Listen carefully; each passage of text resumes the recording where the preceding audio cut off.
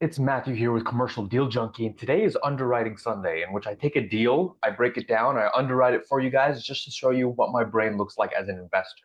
Now, I'm not an analyst by any stretch, so I'm looking at this from an investor standpoint, not necessarily from like an institutional analyst level. So I'll show you what's going on in my head here. So the deal we're looking at today is in Wichita, Kansas. It's actually near another strip center that I own, and it caught my eye. I was looking on Craigslist.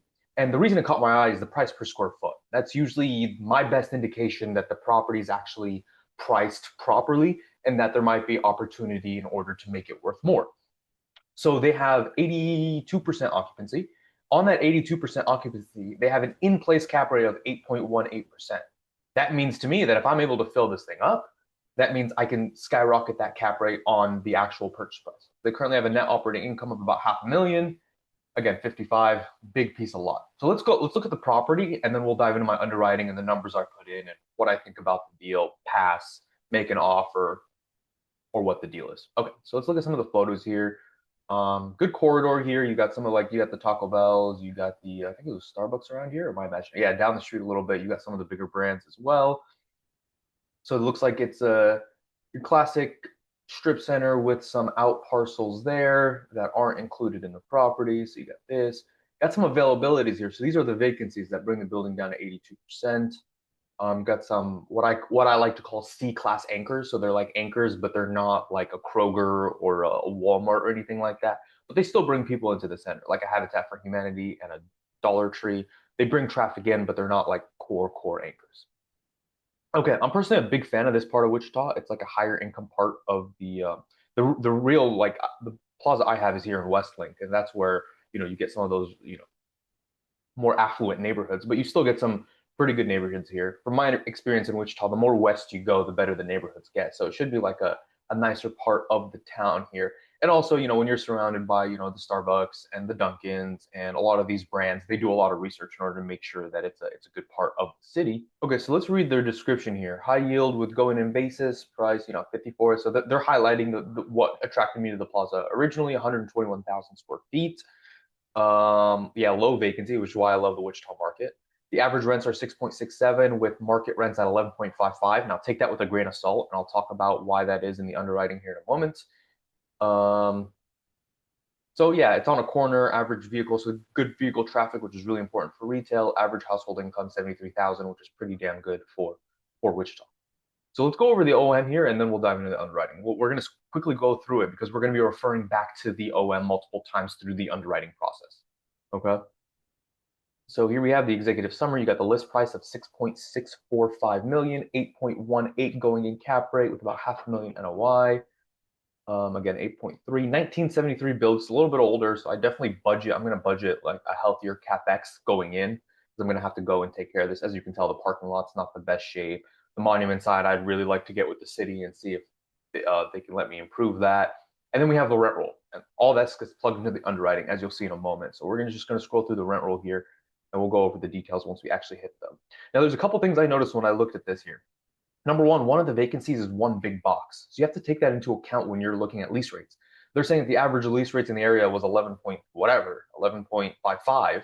But the reality is that if you have a large vacancy, like I think this vacancy was 15,000 square feet, you're not going to, the bigger the space, they get like the tenant gets a bulk discount on the space. So because it's a big space, you're not actually going to be renting it at 11 point whatever. You're going to be renting it probably closer to 8 because it's such a big space. Same thing with this space over here. Even though it's a small space, it's tucked away. This is probably going to end up being some kind of office use because it doesn't have a lot of the main traffic. If someone goes to the Dollar Tree and they're, walking back to their car, they're not going to see this store. So this store gets less visibility. Yeah, it might get some visibility here from the road, but it doesn't really benefit as much as from a co-tenancy as some of these other tenants will as they're walking around and things like that. Then they have their expenses, which I plugged into the underwriting, made some new assumptions, and that's pretty much it. Now you have the location and the photos that we already looked at. All right, now let's dive into the underwriting. Okay, now the underwriting looks overwhelming. The reality is you just have to plug in a couple key information in different parts of it, and then you can go in and make a decision. Okay, so this summaries page, I mean, this just has details about the property, the address, square footage, how long you're planning on holding this property. This has a big effect on IRR. The longer you hold the property, you tend to hurt IRR unless you have some big rent increases and stuff like that coming in. And then you have, this is also really important. What do you assume your cap rate is going to be on the exit? Okay. So I have an 8.25 exit cap rate, which I think is very fair for the Wichita market. If anything, I might be, under assuming what I'm able to exit at. I'd probably end up listing it at a high 7 or 8 cap, and then probably settle maybe at around the 8.25 in the worst case. Now, you can tell a lot of this underwriting, I'm really pushing my numbers. I'm trying to think, okay, what is a real base case? What is a very likely yet slightly pessimistic scenario? The goal is I'm going to shoot for higher. I'm going to shoot for higher rents. I'm going to shoot for a faster exit period. Like I've actually never held anything 5 years. I'm usually out within 2 to 3 years, but I run my numbers at five. I want to see a good IRR at 5 year hold. And then at the end of the day, I'm probably not going to hold it 5 years.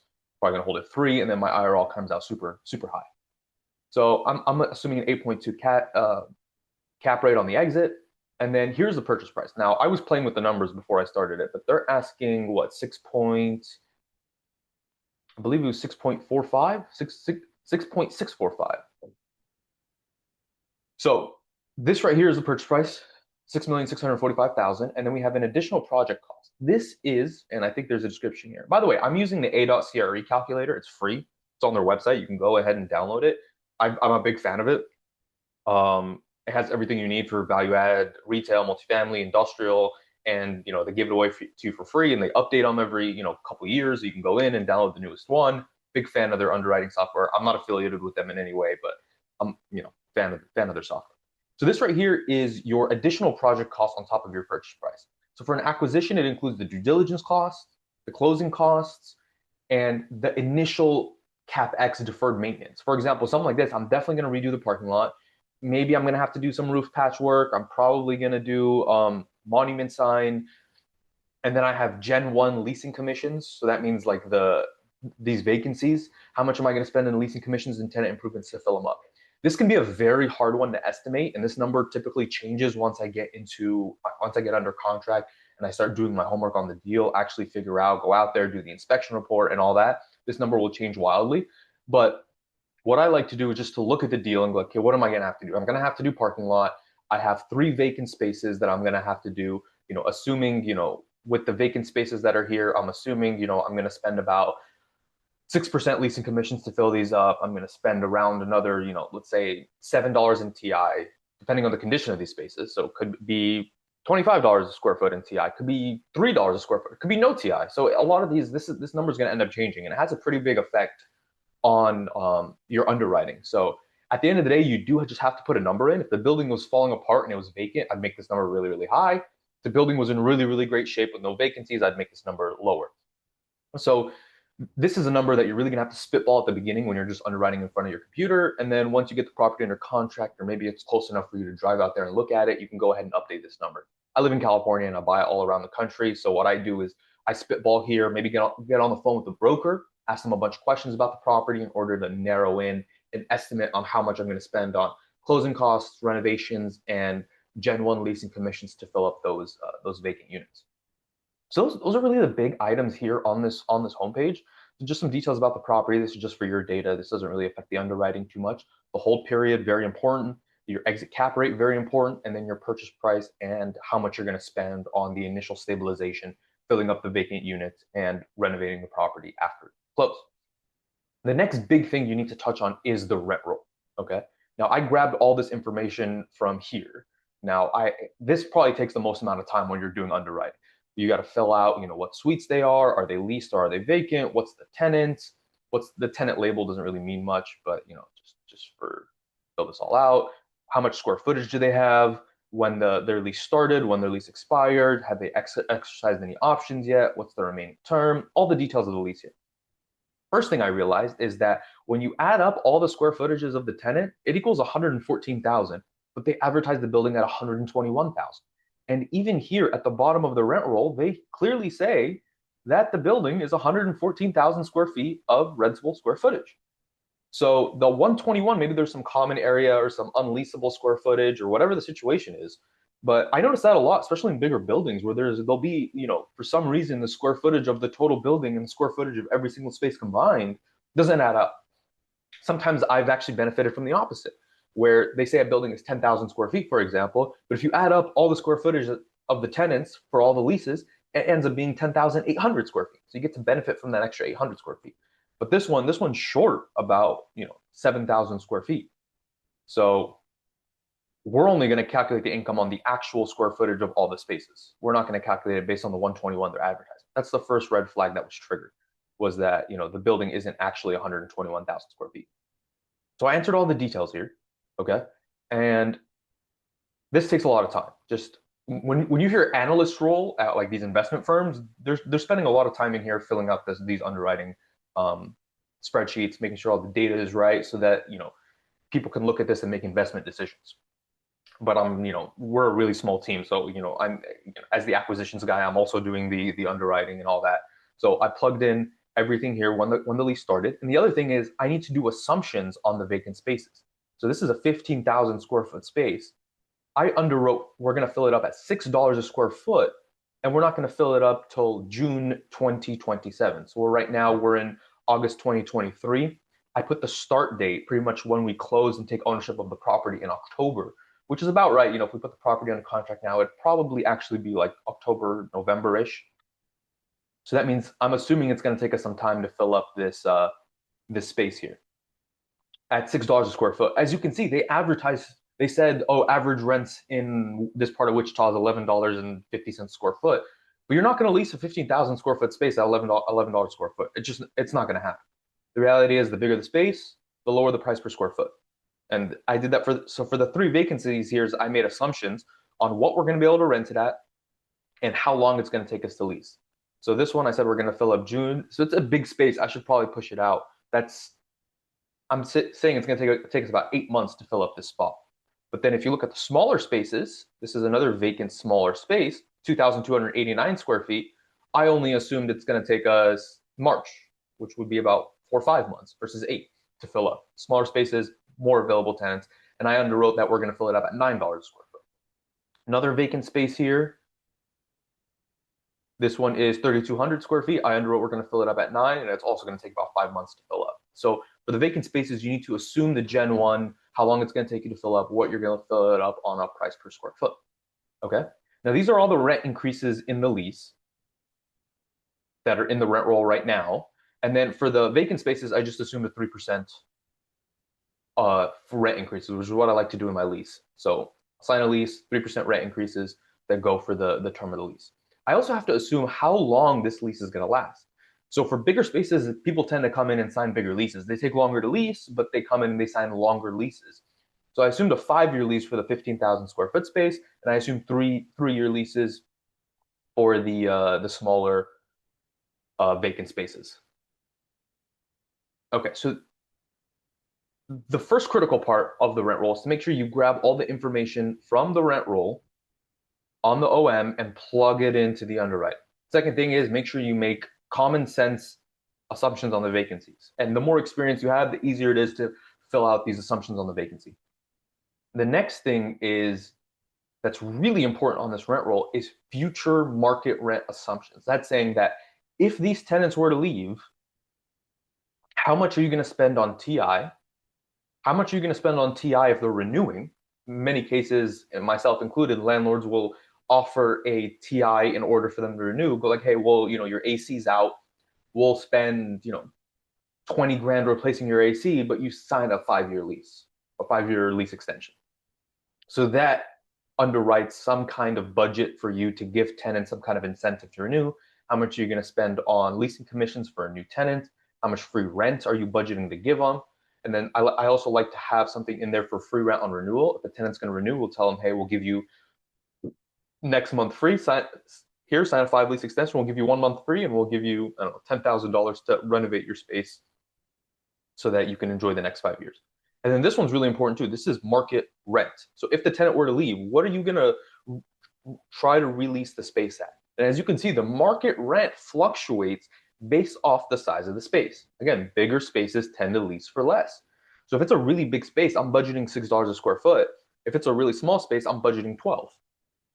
And as you can see, the average here is going to come out to be something probably close to what they were saying before as the average for the whole area. Okay? New leases are going to be 100% triple net.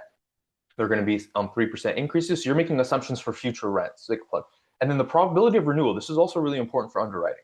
So what is the probability that you believe that these tenants right here that are already existing are going to renew?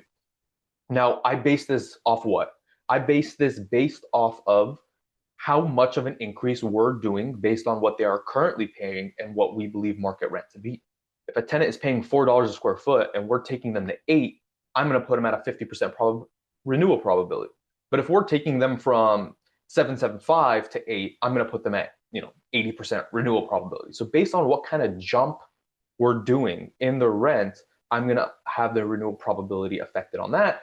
And then the lease length for new leases, smaller spaces, I put at 36 months with 3 years. Large spaces, I put at 5 years, which is the average for large spaces. Doesn't mean that someone can't come in and want a large space for 3 years. But typically, the larger the space, the more money they have to spend, the longer they want to be secured in the space. And then downtime, this is essentially how long does it take between one of these tenants leaving and you getting a new tenant in there. Now, again, I like to assume on the high end, just so my underwriting is pessimistic. So if it's a big space, I underwrote 9 months in vacancy in order to find a new tenant. If it's a smaller space, I underwrote 6 months of vacancy in order to find a new tenant. Smaller spaces tend to lease faster and need less work in renovations, less time to renovate them and clean them up before that next tenant comes in. Okay.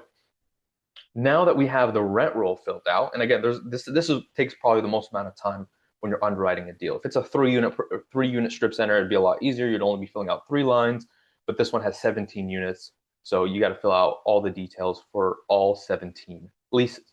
Okay. Next, I'm going to go into the operating expenses.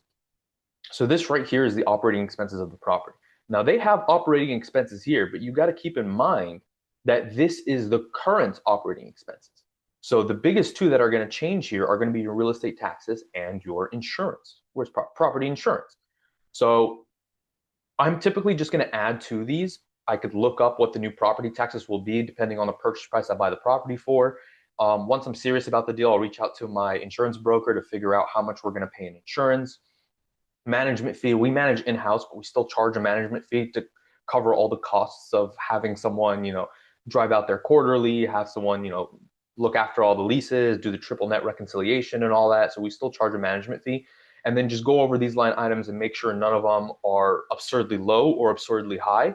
And then we go in and we plug in those expenses here. A lot of this comes from experience. I can look at shopping centers of similar size and quality and make sure that they correspond, take some of the expenses and stuff like that from some of the other properties that we own, so we have an idea on how much we're going to spend on like repairs and maintenance and utilities for the, maybe probably water is billed, as a whole building. Even though you're going to bill it back to the tenants, it's still an expense you're going to incur. As you can see here, there's an expense recovery tab. This is the triple nets that you're going to collect from the tenants compared to the actual expenses of the building. There's a little bit of slippage here.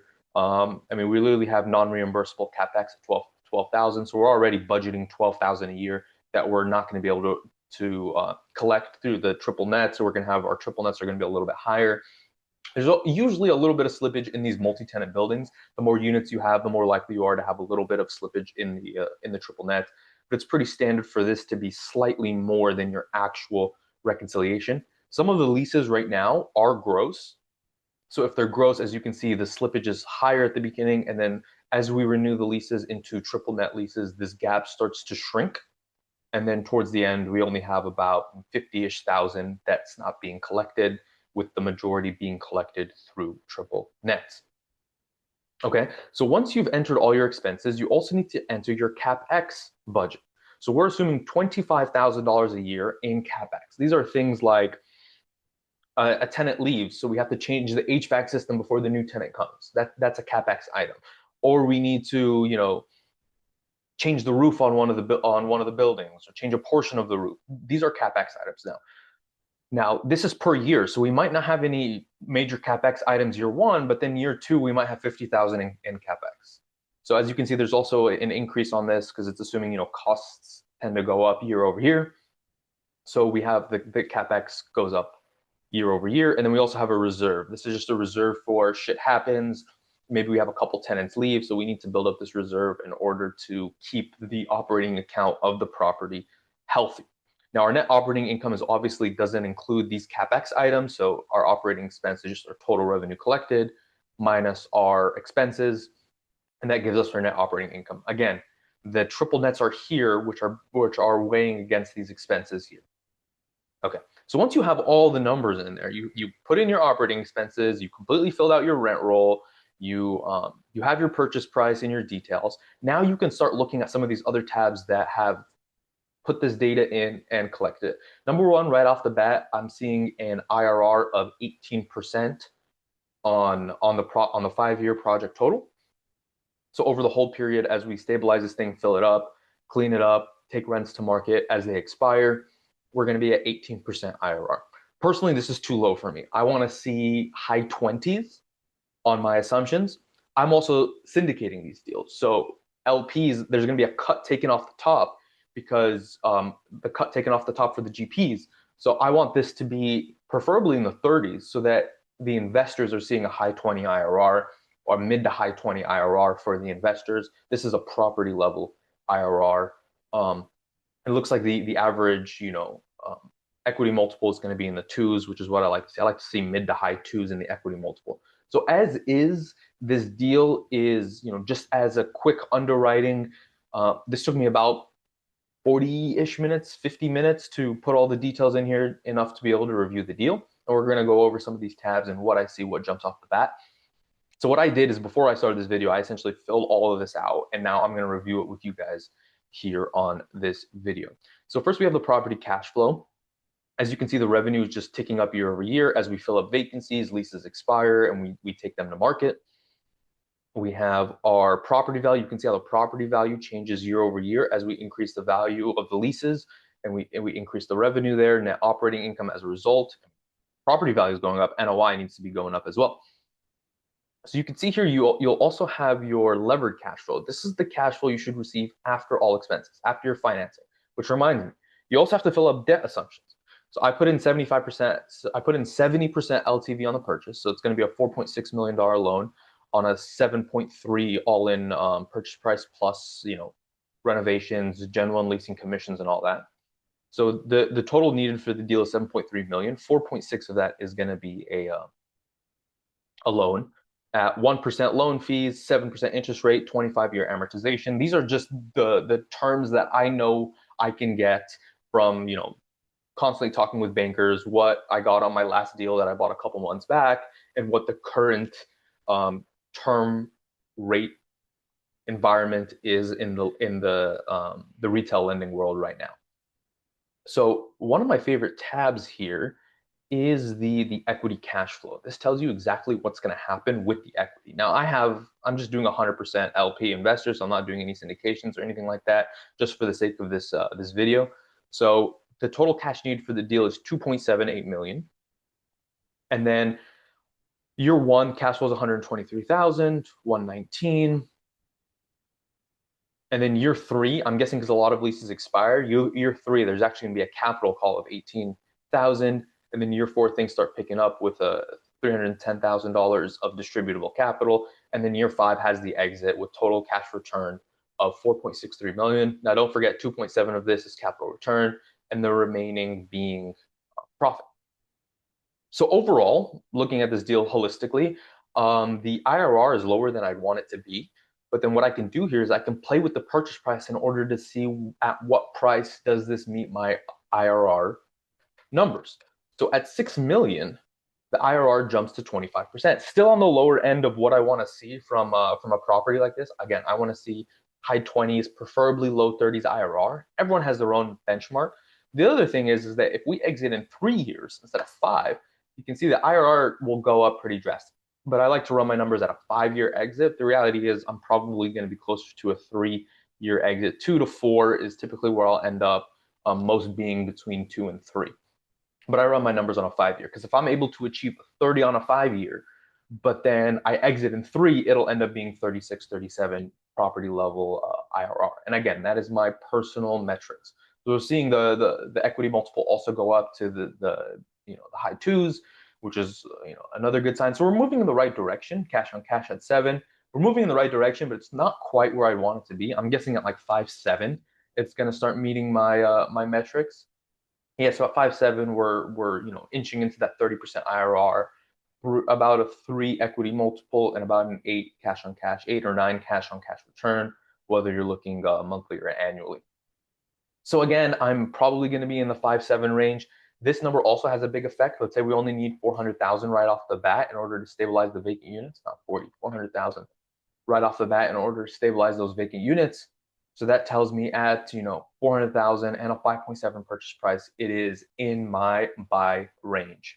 So I'm probably going to put an offer here. I like to start lower, which gives me some room in negotiation. Because if I start at 5.7 and that's really my hard line, then if they try to negotiate, it's going to get out of my buy box.